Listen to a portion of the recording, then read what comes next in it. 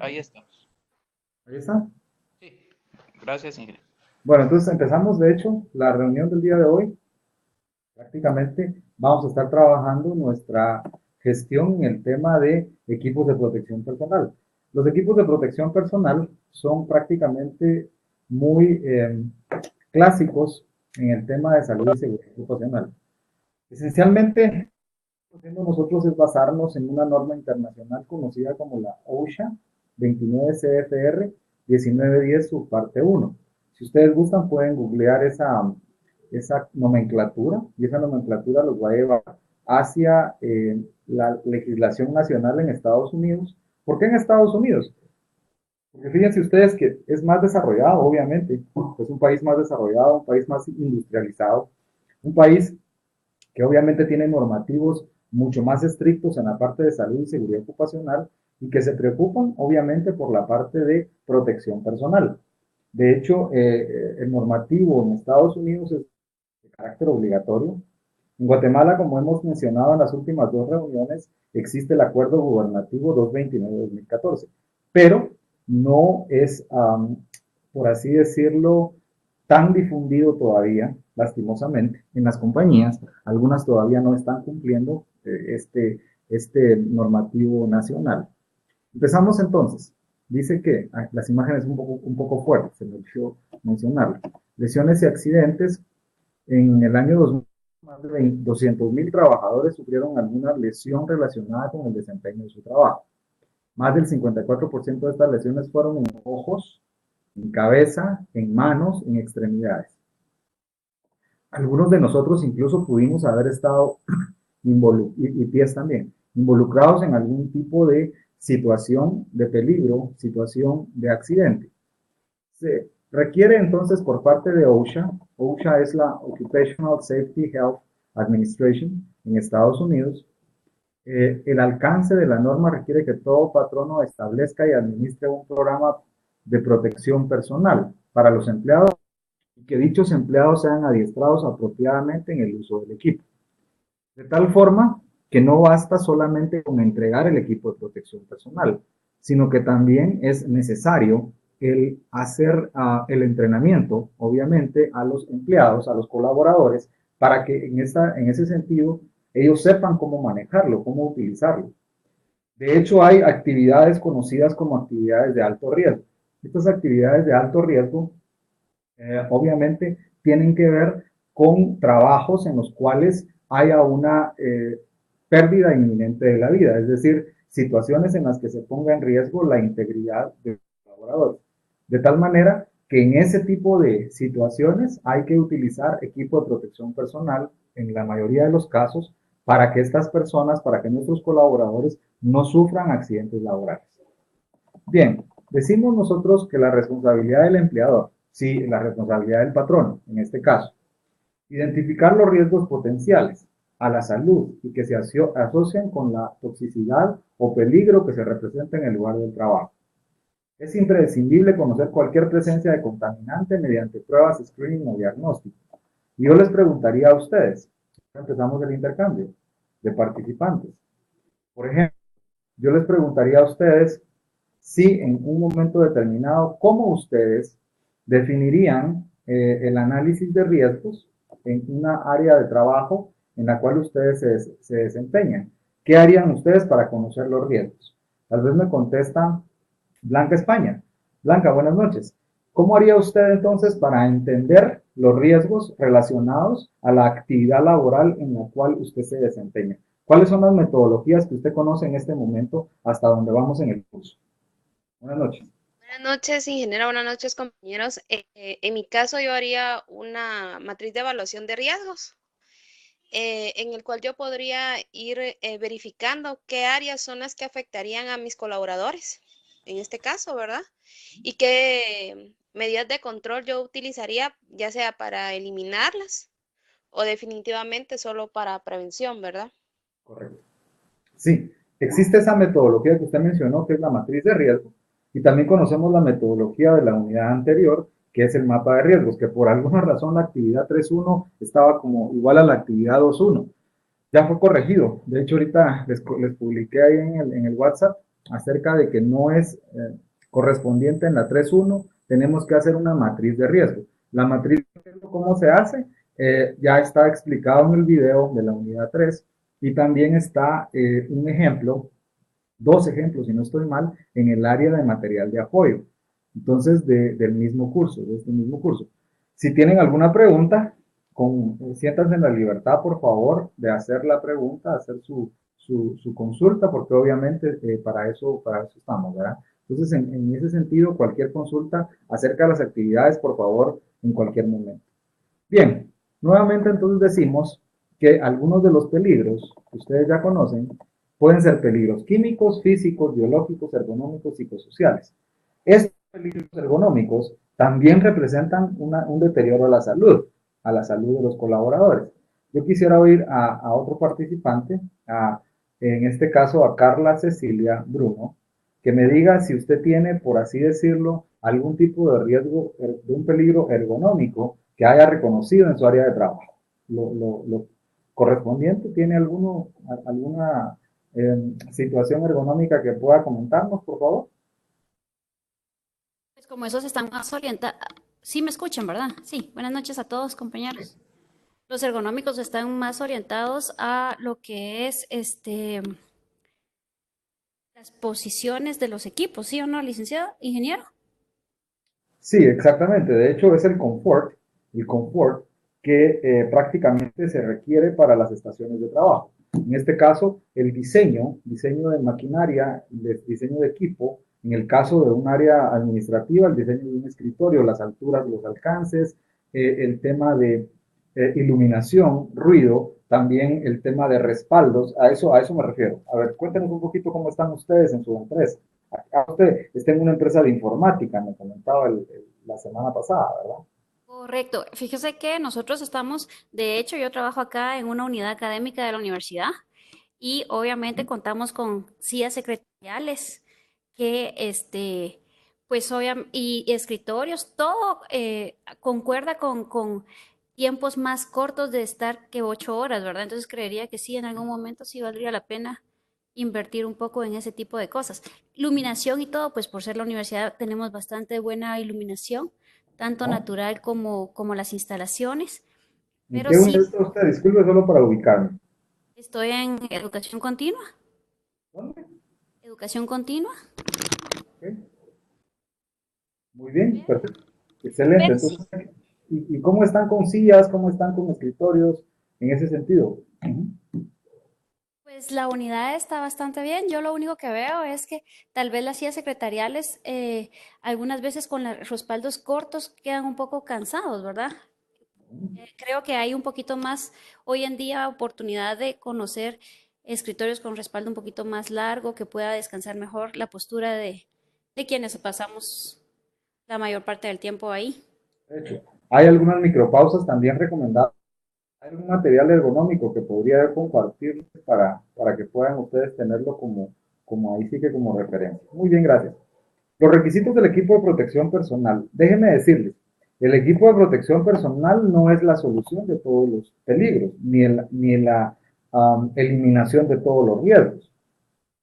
Es la última barrera, de hecho. De hecho, es la última barrera que se debe usar en la parte de salud y seguridad ocupacional. No podemos nosotros decir que vamos a estar utilizando el equipo de protección personal para todo. Que ayer estaba caminando por acá en zona 10 y observé en el tema de Sixtino, para los que se ubican, había una persona haciendo la limpieza de unos ventanales, pues de los ventanales en los pisos superiores, y su equipo de protección personal, no había equipo de protección personal a una altura extremadamente grande, ¿no? Usted no sé cuánto sea, pero póngale, era el piso 15, piso 10, no sé, una cosa de ese tipo. Entonces imagínense ustedes, deben de ser más de 50, más de 60, 75 metros de altura, y en todo caso la persona solamente estaba provista de una tablita y de lazos que lo sostenían, ¿verdad ustedes? Entonces esta persona, obviamente ese es un trabajo de alto riesgo. Anoten por ahí en sus notas o en su referencia que el trabajo en alturas es el trabajo más riesgoso que hace y que provoca la mayor cantidad de fatalidades en la industria. Entonces, en la industria, comercio y servicios, pues, o sea, es el trabajo más riesgoso que existe dentro de los trabajos catalogados como de alto riesgo. El que más fatalidades genera en ese sentido, está estudiado. Porque las personas, nosotros creemos que el trabajo en alturas no es tan peligroso, no es tan peligroso como los demás trabajos de alto riesgo, como por ejemplo con electricidad, con materiales químicos, con pisajes, con excavaciones, con ese tipo de cuestiones que al final de cuentas dan como condición siempre el tema de las IDLH, el Imminent Death Lethal Hazard. Entonces, un peligro inminente a la vida como tal, de tal manera que ustedes deben de tener en consideración que el equipo de protección personal no es la solución de todos los problemas en cuanto a salud y seguridad ocupacional. Es parte de la solución. Es decir, es una buena práctica utilizar equipos de protección personal normados, pero no necesariamente en todos los casos nos va a funcionar. Entonces, el equipo de protección personal, ¿para qué sirve? Sirve para los ojos. Obviamente, para proteger ojos, tenemos anteojos, ¿verdad? En ese aspecto. Para proteger la cara, tenemos faciales, ¿verdad? Ustedes, en este caso, caretas faciales o pantallas de protección. Cabeza y extremidades, tenemos los cascos normados también. La ropa protectiva, pues el uniforme, ropas que tienen algún tipo de reflectivo también, eso es válido en la industria. Equipo de protección personal respiratoria. ¿Qué quiere decir esto? Quiere decir que obviamente hay sustancias, hay tóxicos que pudieran ser respirados, que pudieran ser inhalados por los colaboradores y que en todo caso pudieran crear ciertas condiciones de seguridad y salud ocupacional en detrimento a la salud y seguridad ocupacional de los colaboradores. ¿Qué quiere decir esto? Que obviamente debemos de tener reconocido en nuestra área de trabajo las sustancias tóxicas, ¿verdad? Ustedes, las sustancias químicas que pudieran provocar algún tipo de problema, algún tipo de situación, ya sea un accidente laboral o una enfermedad ocupacional. ¿Cuál será la diferencia? Es una buena pregunta, una pregunta clásica. ¿Cuál será la diferencia entre enfermedad ocupacional y accidente laboral? ¿Quién quiere participar acá? Puede ser John Ricard. John Ricard. Ajá, Ricard. Creo que él nos puede participar. ¿Y cuál será la diferencia entre una enfermedad ocupacional y un accidente laboral? Tal vez es de sentido común, pero si nos puede participar, Ricard, ¿qué tan amable? Hola, ingeniero, ¿me escucha? Sí, le escucho, muy, muy amable. Sí, en relación a la enfermedad ocupacional es algo que ocurre debido a la estadía en la empresa, que puede ser algo que se dio con el tiempo por exposición a ciertas cosas o el mismo estrés. Eso es lo que yo consideraría una enfermedad ocupacional, y el accidente es realmente el hecho de algo que se realizó mal y que generó un accidente al momento de realizarlo. Muy bien, Así lo estamos pondría. apegados. Sí, gracias. Fíjese que la enfermedad ocupacional, como bien dice, es la exposición continuada, o sea, es la exposición crónica en un lapso de tiempo prolongado. Si usted, por ejemplo, piensa en la inhalación de este tipo de sustancias que le voy a mencionar, que por ejemplo es sílice, el sílice, que sirve como base de la manufactura de vidrio, eso da como la exposición al sílice, da como resultado una enfermedad ocupacional que se llama silicosis. La exposición a la sustancia, en este caso asbesto, da como resultado una enfermedad ocupacional llamada asbestosis.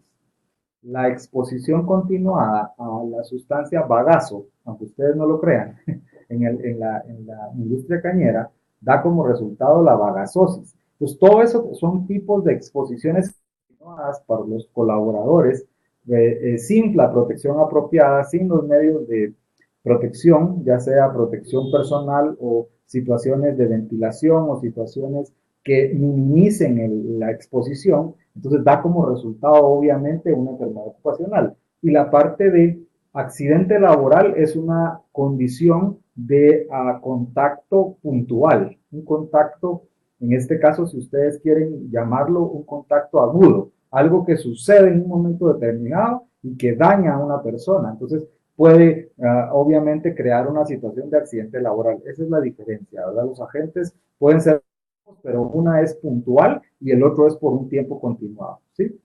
Muy bien, seguimos. Se debe proveer los requisitos generales para esta 1910.13 en su inciso A. Se ha de proveer, entonces, usar y mantener en condición sanitaria y segura, donde sea necesario, debido a la existencia del peligro, de los procesos o del ambiente que puedan causar lesiones o enfermedades al empleado, ciertamente. Entonces, en todo caso, debemos decir que el empleado, ¿verdad ustedes? El empleado como tal debe estar ciertamente garantizando el uso de los equipos de protección personal. O sea, el empleador, o sea, el patrono, el empresario, provee los equipos, ciertamente. Ahora una pregunta, y es que también debemos de ver esas preguntas importantes para nosotros. HP, creo que es Ovidio. ¿Me puede colaborar usted diciéndome, usted qué piensa a través del Acuerdo Gubernativo 229-2014, si el equipo de protección personal es entregado de forma gratuita para los colaboradores o se debe cobrar? Por ejemplo, un casco de protección personal, botas industriales punta dura o punta de acero, botas industriales antideslizantes, botas industriales que sean dieléctricas, botas, en este caso, pues que cumplan las condiciones, obviamente, para la protección del personal, de los colaboradores, guantes de protección, cascos o algún otro tipo de equipo de protección personal, ¿debe ser entregado de forma gratuita o tiene algún costo? Esa es la pregunta. Buenas noches. Buenas noches, ingeniero. Sí, mire, yo en mi caso, yo creo que esto la empresa lo tiene que, en nuestro caso, la empresa le provee a los empleados todo lo necesario, porque somos los más interesados en que no hayan accidentes, ¿verdad? Que prácticamente se va a originar una pérdida, tanto física puede ser, o mismo económico, trae muchas consecuencias. Nosotros, en la empresa consideramos que es la empresa la que tiene que velar por eso y darlo de manera gratuita. E incluso todavía después de ahí hay que educar a la gente porque la gente se arriesga mucho, se les da el casco, se acalora, se lo quita y tenemos que estar sobre eso porque esas cosas traen consecuencias severas o drásticas, ¿verdad? Entonces, yo sí creo que la empresa es la que debe velar por eso y darlo de forma gratuita. Sí, está en lo correcto. De hecho, alineado a la normativa nacional y a la buena práctica de ingeniería, en este caso, el tema es que el equipo de protección personal es de forma gratuita. Ahora, la condición del uso del equipo de protección personal ya depende del colaborador. El colaborador debe, en todo caso, contar con la buena disposición para el uso, en este caso, mantenerlo en buen estado, no lastimarlo, no golpearlo, no tirarlo, no hacer mal uso del equipo de protección personal, porque obviamente ahí sí tendría una sanción, dependiendo de la política de la compañía, pues obviamente ya depende de cada compañía, ciertamente, y el recambio debería de ser entonces ya no de forma gratuita, también va a depender de la política de la compañía, sino que va a establecer, si usted lo lastima, el casco, por así decirlo, si usted lo rompe, si usted lo patea, por así decirlo, y se le detecta haciendo eso, usted no va a tener un cambio inmediato, porque ya se dañó, sino que usted va a tener un cambio, pero eso va a tener un costo. Ahora bien, si sufrió un accidente y el casco tuvo una rajadura, o por uso continuado, el casco ya no brinda la protección personal apropiada,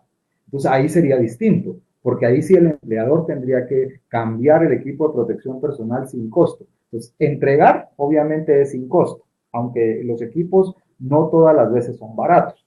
Las botas industriales, por ejemplo, si ustedes hablan de una empresa, que donde yo he estado en algunos momentos de mi carrera, una empresa azucarera, ciertamente un ingenio azucarero, que tiene 15,000 trabajadores en época de zafra, de corte, ¿cómo hace para financiar 15,000 pares de botas industriales que deben de ser usadas, ¿verdad? Ustedes, en todo caso, es una inversión muy importante. Entonces, el punto importante también que se mencionó de la educación, de la formación y competencias para que obviamente las personas sepan cómo usar, mantener en una condición segura y en una condición apropiada sus equipos de protección personal. Bien, si tienen dudas van preguntando sin ningún problema, ¿verdad?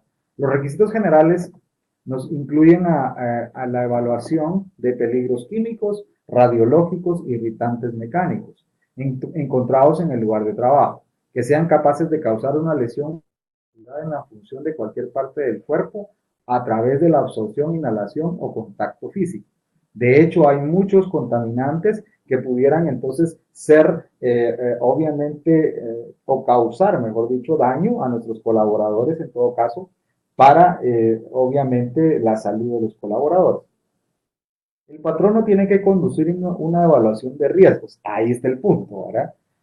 Entonces, fíjense ustedes que hay algo muy interesante acá, que nosotros estamos alineados a la normativa de Estados Unidos, en este caso, donde hacemos una evaluación de riesgos, hacemos un mapeo de los riesgos, hacemos una matriz de riesgos, y en ese punto donde están ustedes en el momento actual en su curso en la unidad 3, tienen ustedes la capacidad de hacer una matriz de riesgos y a esa matriz de riesgos asociarle el equipo de protección personal que van a estar utilizando sus colaboradores o que es requisito para realizar las actividades. De hecho, entonces, pensemos nosotros acá en si me puede volver a participar. Bueno, no ha participado. Estuardo Cifuentes. Estuardo Cifuentes.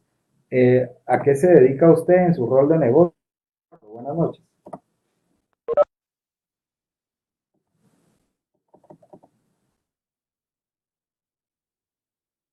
Buenas noches, Estuardo.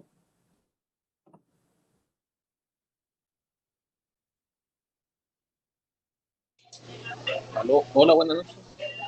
Sí, Estuardo. Me preguntaba a qué se dedica usted en su rol de negocio laboral. ¿A qué se dedica?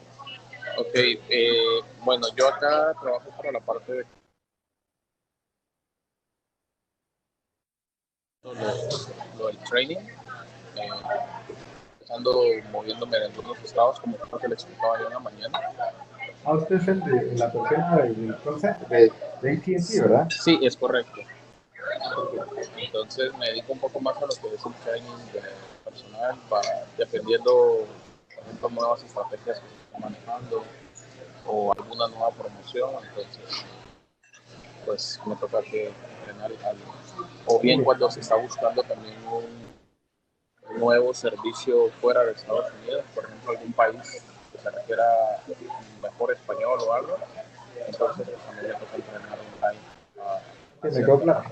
¿Cuáles serían, si usted condujera una evaluación de riesgos, cuáles serían los puntos principales de su área de trabajo?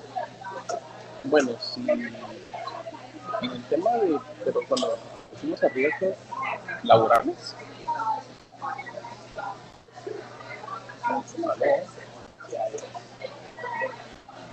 ¿me escuchan? Si se pierde la señal, se pierde el... Sí, es que estoy ahorita acá, creo que escucha bulla porque estoy acá ahorita en el poste.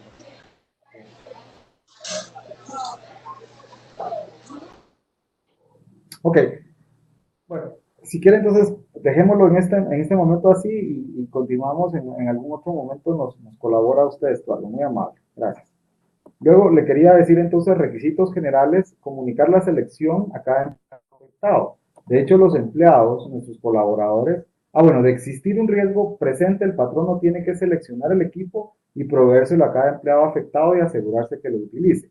En los equipos de protección personal, yo les quiero recomendar a ustedes, por así decirlo, que busquen en los equipos mismos las normativas a las cuales están siendo avaladas estos equipos de protección personal. Por ejemplo, en un casco, si ustedes le dan vuelta a un casco en la visera, ahí tiene unas letritas, ¿verdad? Ustedes, y habla de la normatividad. En este caso puede ser una normativa OSHA que cumple en Estados Unidos, una normativa NOM, que es la normativa de México, una normativa EU, que es de la norma europea.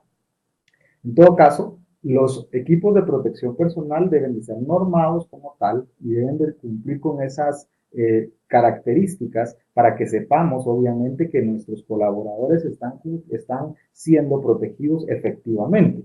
Porque si les damos un casco que no cumpla con las condiciones de normatividad, entonces estaríamos teniendo una falsa seguridad y salud ocupacional, si no debe entender, porque un casco que no cumple las normativas en cualquier momento puede ser, obviamente, no con la resistencia a la cual se está diciendo que va a cumplir. Un golpe, por ejemplo, un golpe en la cabeza, con el casco puesto, no serviría de mucho si el casco no es normado, porque obviamente el casco no garantizaría la protección del colaborador como tal. Entonces, en ese sentido, tenemos que tener ese cuidado también para otros equipos de protección personal como botas, como guantes, como anteojos, como faciales, protectores faciales, y en todo caso, sabemos nosotros que podemos cumplir con toda esta normatividad, haciendo entonces que nuestros equipos sean comprados, garanticemos que se cumple la normativa. De tal manera que en ese sentido no podemos decidir sobre el comprar equipos de protección más baratos, ¿verdad? Porque no cumplen la norma, ¿verdad? Y en todo caso, tener una falsa sensación de seguridad y salud ocupacional. Sí me voy a entender. No sé si alguien quiere participar en ese sentido. ¿Quiénes han tenido la experiencia de utilizar equipo de protección personal en su compañía? Tal vez alguna de las señoritas que nos pueda colaborar. ¿Sí? Ingeniero, buenas noches. Les saludo nuevamente a Blanca España. En algún momento sucedió en la empresa. Muchas veces uno encomienda, ¿verdad?, las compras a otras personas. En el caso de nosotros, unos guantes para el soporte de calor en cocina no eran los adecuados y a nosotros nos llegó a supervisar directamente el del Ministerio de Trabajo. Bien. Y él se dio cuenta que los guantes no eran aptos y debe de explicarnos que no eran aptos. De una vez nos cayó una multa, ¿verdad?, una sanción por no tener equipos apropiados para el personal. Exactamente. Ese es un buen ejemplo, Blanca. Un ejemplo, qué bueno por su sinceridad, su honestidad, pero es un ejemplo que entonces obviamente da como resultado la no implementación de los controles de salud y seguridad ocupacional, ¿verdad? Porque al final nosotros tendríamos que prevenir esa parte antes de que suceda la sanción, ¿verdad? Muy bien, gracias, Blanca. Ingeniero, disculpe, yo Sí, tengo una adelante. consulta. Supongamos que vamos a implementar y obviamente la empresa puede decidir si va a optar por algún tipo de normativa dependiendo de las certificaciones que ellos tienen o pueden hacer la compra sin mayor requerimientos si son ISO o son normados OSHA. ¿Habría alguna diferencia con respecto al respaldo de las certificaciones que puede tener la institución y el uso de qué tipo de equipos? Ya. Los equipos no cumplen con certificaciones tipo ISO, porque la certificación tipo ISO, que yo conozco muy bien también, soy consultora en esa norma también, solamente sirve para certificación de procesos productivos, de procesos, no de productos como tal. O sea, si usted está hablando de la producción de anteojos de protección personal, el proceso como tal, dentro de la fábrica, dentro de la manufactura, es el que está certificado, no así el producto. Sí, es algo como de concepto, ¿verdad? ISO entonces cumple con certificación en la parte de procesos, ¿cierto? Pero el producto como tal cumple otro tipo de normativas. Por ejemplo, la que yo le mencionaba y la que usted acaba de mencionar también, la normativa OSHA, que es en Estados Unidos, o la normativa ANSI, que también es el American National Standard Institute, que es prácticamente el normativo en Estados Unidos. O si no, el normativo NOM, que es el normativo en México, o el normativo EU, que es en la Comunidad Europea. Esos cuatro que le mencioné últimos son los que deberíamos de buscar, o los que se deben de buscar, sin el deberíamos, los que se deben de buscar en los equipos de protección personal, sea normativo Estados Unidos, ANSI u OSHA, sea normativo mexicano, NOM, o sea normativo europeo, EU. ¿Por qué? En Guatemala, ¿por qué? Porque nuestra norma nacional, el Acuerdo Gubernativo 229-2014, permite que esos equipos que cumplan esa normativa, ciertamente sean avalados a nivel nacional y sean aprobados a nivel nacional. Eso dice la norma. Por eso lo podemos nosotros utilizar de tal forma libremente, aceptable y obviamente congruente y obviamente alineado a la normativa nacional. ¿Sí? ¿Me doy a entender en esa parte? Muy bien. Cada empleado afectado entonces utiliza el equipo de protección personal apropiadamente, seleccionar el EPP. EPP se conoce como equipo de protección personal que le ajuste apropiadamente a cada empleado afectado. Hablamos también de que el patrono, dejen conocer esto, tiene que verificar la evaluación del peligro que se ha llevado a cabo mediante una certificación escrita, que identifique la área de trabajo evaluada, la persona que certifica que llevó a cabo la evaluación, la fecha de evaluación de riesgos, el nombre de la persona a la cual se le hizo la evaluación, ¿cierto? En este caso, entonces, aquí se recomienda el adiestramiento. En este caso, como les decía, no es solo entregar el equipo de protección personal, sino que también es hacer la formación y competencias de este equipo de protección personal de tal forma que nuestros colaboradores tengan a bien conocer cómo se utiliza el equipo de protección personal y qué hacer en caso, obviamente, cuando lo estamos usando, cómo quitarlo, cómo guardarlo, cómo limpiarlo, cómo mantenerlo en buen estado. Cada empleado entonces será adiestrado en al menos cuándo es necesario el equipo de protección personal, qué es equipo de protección personal y qué es necesario, cómo ponérselo, quitárselo, ajustárselo y usar el equipo EPP. Las limitaciones del equipo de protección personal. No todos los guantes sirven para alta temperatura, por supuesto. O sea, hay guantes que sirven para manejo, utilización de químicos, por así decirlo. Tienen ciertas características, obviamente, en su estructura, que protegen la mano, que protegen el cuerpo de la acción de ciertos químicos. Ojo, ¿cómo encuentro las características que los químicos tienen sin yo ser experto en ingeniería química o no ser ingeniero químico, pues, en todo caso? ¿Cómo creerían ustedes que encuentro las características propias de cada uno de los químicos tóxicos y cómo hago para, en este caso, saber cuáles son esas características? Carla Cecilia, ¿cómo haría usted para encontrar las características propias de un material químico, sin ser usted ingeniera química? Hay dos cosas que podríamos utilizar de respaldo. Una de ellas es la misma etiqueta con la que vienen ilustrados el material químico. Siempre trae etiquetas de advertencia y del compuesto que es. Y otra es que muchos de los productos, cuando ya se contratan, pueden tener una ficha técnica que nos puede ayudar a conocer cuál es el valor de químico que estamos nosotros utilizando o transportando en ese momento. Es correcto. De hecho, gracias, está usted muy bien en ese aspecto. Hay una hoja que se llama la MSDS, Material Safety Data Sheet, que es prácticamente una hoja de seguridad de los productos químicos y que cada químico, digamos, tiene, en este caso, sus características, tiene, en este caso, sus requerimientos de almacenamiento, requerimientos de ventilación, requerimientos en cuanto a manejo, almacenamiento, transporte, mezclas peligrosas, características de incendios, características en cuanto a qué hacer en caso del procedimiento de emergencia en ese sentido, de tal forma que ahí encuentro toda la información. Hojas de seguridad, así se conocen a nivel industrial, hojas de seguridad. Ahí pueden encontrar ustedes en los 13 apartados de esa hoja de seguridad todos los requerimientos y todas las recomendaciones en cuanto al manejo de sustancias químicas. Muy bien.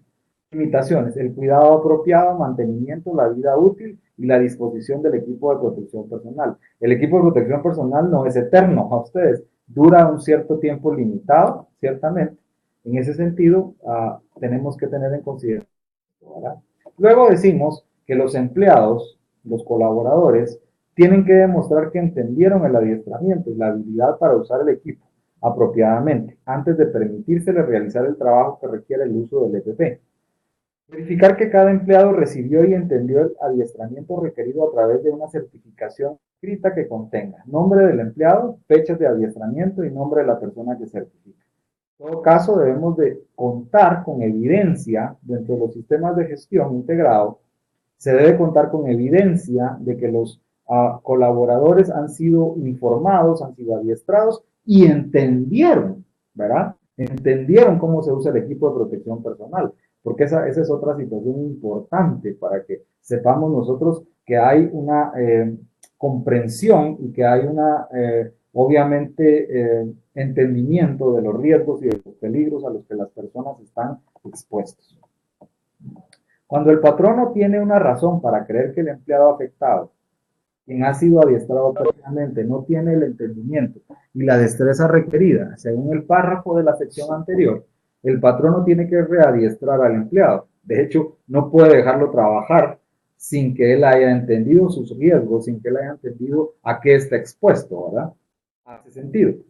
Protegiendo a los empleados. Los empleadores deben proteger a los empleados de peligros tales como objetos que caen, exposición a sustancias y ruidos dañinos, utilizar todos los controles de ingeniería y de práctica laboral, ¿sí?, que sea posible para eliminar y reducir los peligros. Muy bien. Proporcionar equipo de protección personal si los controles no eliminan los peligros. En un instante solo voy a ver acá, hay una pregunta en el chat. Ajá. ¿Cómo así, Blanca? Dígame. Que le indique cuál fue el tema que capacitó o certificó al colaborador. ¿Cómo así? No le capto la idea. Si lo puede decir. En la diapositiva anterior usted indicaba que tendría que tener el nombre de la persona, ¿verdad? Como una evidencia de que en este caso el colaborador fue certificado. Le hago la pregunta porque cuando nosotros nos llegan a auditar, comúnmente nos solicitan que se tenga presente el tema o el aspecto en el que fue capacitado, no solo directamente las fechas, el nombre de la persona que certifica o el nombre del empleado. Por eso le hacía la pregunta. Muy bien, sí, de hecho, está muy completo. Tenemos que certificar y establecer, obviamente, la evidencia de en qué fueron capacitados, en qué fueron, obviamente, en qué se atendió la formación y competencias, ¿verdad? En todo caso, debemos de decir, se capacitó al colaborador X, ¿verdad?, Juan Pérez, el famoso Juan Pérez, en el uso de equipos de protección personal respiratoria, ¿verdad? Entonces, ahí eso ya nos da a nosotros establecer cuál es la evidencia como tal de que ese entrenamiento se llevó a cabo. Él entendió, utilizó el equipo, se le enseñaron los beneficios del equipo, cuándo y quién. Entonces ahí él firma como tal en esa evidencia, y usted lo puede mostrar como una evidencia, valga la redundancia, a una auditoría de tercera parte, de hecho, de tal forma que eso le da a usted la certeza de que va a cumplir con el establecimiento de los hechos, ¿verdad?, de los hechos que usted va a requerir cuando la auditoría así lo solicite. ¿Sí? ¿Me voy a entender en esa parte ahora? Muy bien. Correcto. Así es, ingeniero, gracias. Gracias, muy amable. Entonces decimos los riesgos. Aquí hay una cosa importante, miren ustedes, los empleadores. Protegen a los empleados de peligros tales como objetos que caen, exposición a sustancias y ruidos dañinos. ¿Ok? Alguien me contesta cuál es el límite permisible en Guatemala para la exposición continuada a ruido.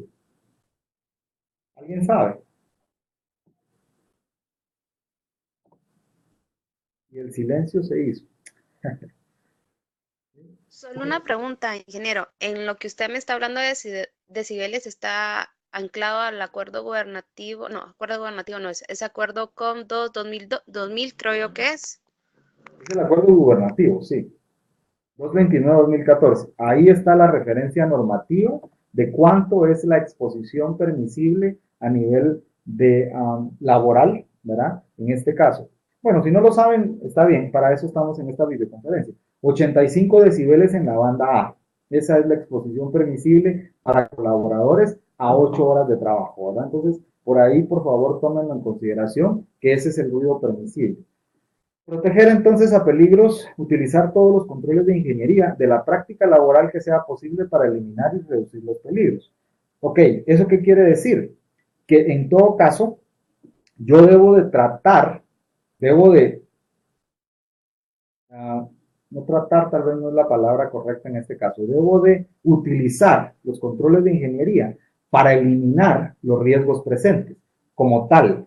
Es decir, si yo tengo una maquinaria que tiene un sprocket que da vueltas, así como una cadena de bicicleta, lo más lógico que yo haría en ingeniería, por así decirlo, lo más de sentido común es proteger la cadena, es decir, ponerle una guarda de protección para que mis colaboradores no lleguen y puedan meter la mano. Pero muchas veces esas guardas de protección son extraídas, son quitadas de su lugar y ya no aparecen en otra vez instaladas. Eso es una situación problemática alguna vez en la industria, muchas veces en la industria. Entonces, en todo caso, ese es un control de ingeniería. Control de ingeniería también sería la señalización. Control de ingeniería sería la rotulación. Control de ingeniería sería poner sensores, sensores de alarma y detección de gases, por ejemplo. Ese sería obviamente la parte de ingeniería como tal, controles. Y en todo caso, entonces, obviamente podríamos hacer nosotros el tema de ciertamente todos estos controles de ingeniería, controles administrativos también, aunados a esto para reducir y minimizar el riesgo.